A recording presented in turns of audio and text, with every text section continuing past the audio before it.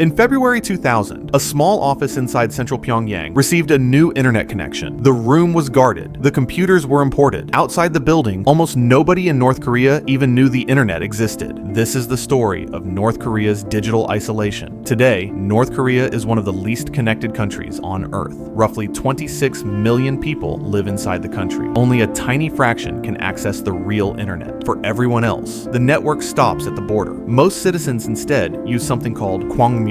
It looks like the internet. There are websites, email services, news portals, university databases, even recipe forums and message boards. But Kwangmyong is not connected to the outside world. It is a sealed national intranet, entirely controlled by the state. Every article is approved. Every search result is filtered. Every server is monitored. North Korea's leadership understands something important about the internet. Information spreads faster than governments can react to it. Once people compare their lives to the outside world, control becomes harder.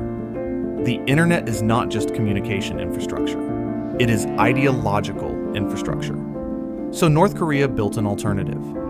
Inside schools and libraries, citizens can sometimes access government-approved computers running a local operating system called Red Star OS. At first glance, it resembles standard desktop software. But hidden beneath the interface are surveillance tools designed to track activity constantly. Files opened on the system can receive invisible watermarks identifying who accessed them. Screenshots may be captured automatically. USB drives are heavily restricted. Even owning foreign media can become dangerous. Smuggled South Korean dramas and Western films circulate secretly through black markets near the Chinese border. Some are hidden inside rice bags. Others move across rivers on small USB sticks wrapped in plastic. The punishment for distributing this content can be severe. In some cases, public trials are organized to discourage others. But despite decades of restrictions, outside information still leaks in. Much of North Korea's actual internet infrastructure is surprisingly small. For years, the country had only a few dozen publicly known websites. Many were propaganda portals hosted abroad. The nation itself routed most of its internet traffic through China. Later, Russia also provided connectivity support. At times, the entire country's internet activity has reportedly passed through only a handful of physical connections. That creates strange situations. In 2014, Sony Pictures released a comedy film depicting the assassination of Kim Jong-un. North Korea condemned it immediately. Then, Sony suffered a massive cyber attack. Internal emails leaked online. Computers were wiped. The FBI publicly blamed North Korea. Pyongyang denied involvement, but the incident changed how governments viewed cyber warfare. North Korea had discovered something valuable. Cyber operations are cheap compared to missiles or fighter jets.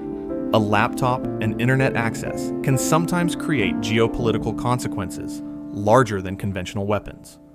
Over time, North Korea invested heavily in hacking groups allegedly linked to its intelligence services. One of the most famous is Lazarus Group.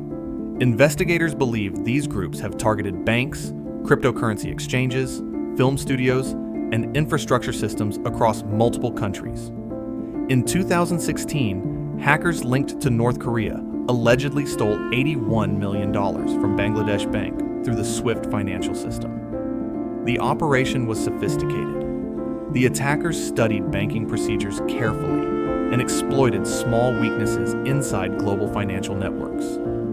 Cryptocurrency later became another target. Unlike traditional banking systems, crypto platforms can sometimes operate with weaker oversight and fewer international restrictions.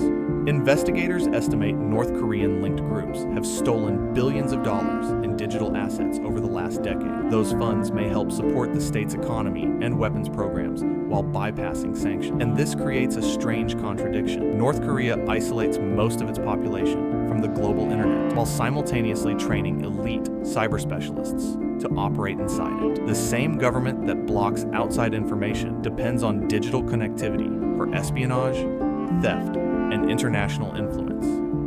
Isolation for the population. Connectivity for the state. The internet was originally imagined as something that would make borders weaker, a network too open to contain. But North Korea demonstrated that digital systems can also become instruments of control. Filter the information, monitor the devices, restrict the hardware, punish distribution, build a smaller version of reality.